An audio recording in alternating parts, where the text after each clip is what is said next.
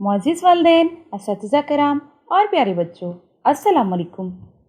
سبق شروع کرنے سے پہلے چند ہدایت برائے اساتذہ کرام اور والدین کے لیے۔ بچے کو سبق پڑھانے سے پہلے اس بات کا تعین کر لیں کہ آیا جو سبق آپ بچے کو پڑھانے جا رہے ہیں وہ حاصلات تعلم کے عین مطابق ہے یا نہیں۔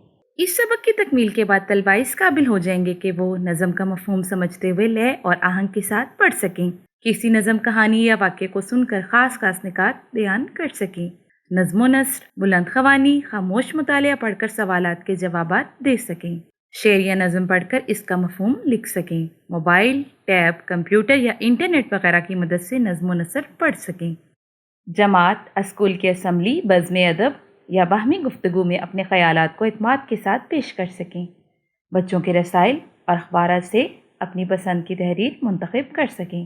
سوچیں اور بتائیں، کیا ہم اللہ تعالیٰ کی نعمتوں کو شمار کر سکتے ہیں؟ ایک جیسی آواز والے الفاظ کیا کہلاتے ہیں؟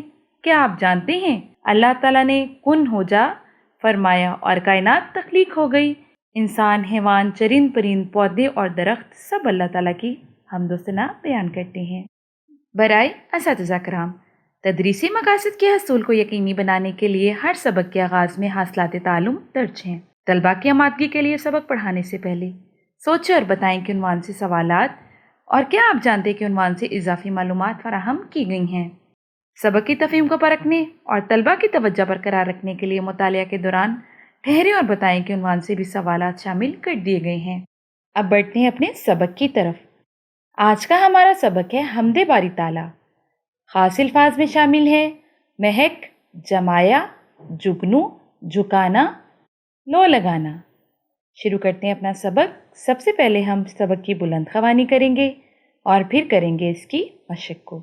ہمیں سب سے پیارا ہمارا خدا ہے، بڑی شان والا ہمارا خدا ہے، مہکتے ہوئے پھول اس نے کھلائے، یہ بہتے ہوئے اس نے دریا بنائے، اسی کے اشارے سے سب کچھ ہوا ہے، بڑی شان والا ہمارا خدا ہے۔ پہاڑوں کو اس نے زمیں پر جمایا، ستاروں کو اس نے فلک پر سجایا، جو چاہا ذرا دیر میں ہو گیا ہے، بڑی شان والا ہمارا خدا ہے۔ ہمارے لیے اس نے دنیا بنائی، دیے پیارے پیارے بہن اور بھائی، محبت کا ہم کو سبق بھی دیا ہے، بڑی شان والا ہمارا خدا ہے۔ ننگی پروں والی تتلی بنائی تو جگنو کی دم میں چمک بھی دکھائی، ہمارے دماغوں کو روشن کیا ہے، بڑی شان والا ہمارا خدا ہے۔ اسی کی طرف سر جھکانا ہے ہم کو، اسی سے بس اب لو لگانا ہے ہم کو، ہمیں سب سے پیارا ہمارا خدا ہے، بڑی شان والا ہمارا خدا ہے۔ اس نظم کو لکھا ہے رانا اکبر آبادی نے۔ ٹھہرے اور بتائیں، شاعر نے جمایا اور سجایا کے الفاظ کن چیزوں کے لیے استعمال کیے ہیں؟ تو اس کا جواب ہے شاعر نے جمایا کا لفظ پہاڑوں کے لیے استعمال کیا ہے اور سجایا کا لفظ ستاروں کے لیے استعمال کیا ہے۔ وہ کون سا جاندار ہے جس سے روشنی نکلتی ہے؟ تو اس کا جواب ہے وہ جگنو ہے۔ اللہ تعالیٰ نے جگنو کی دم میں چمک دکھائی ہے، مطلب کہ روشنی رکھی ہے۔ پیارے بچوں، ہم نے اس سبق میں کیا سیکھا؟ ہم نے سیکھا زمین، آسمان، چاند اور تارے سب چیزیں اللہ تعالیٰ نے بنائی ہیں۔ ہمیں اللہ تعالیٰ کے سامنے سر جھکانا چاہیے اور اسی سے لو لگانی چاہیے۔ جی تو پیارے بچوں، اس کے ساتھ ہی ہمارا آج کا سبق مکمل ہوتا ہے۔ کل ملتے ہیں اس کی مشق کے ساتھ۔ اس وقت تک کے لیے مجھے اجازت دیجیے۔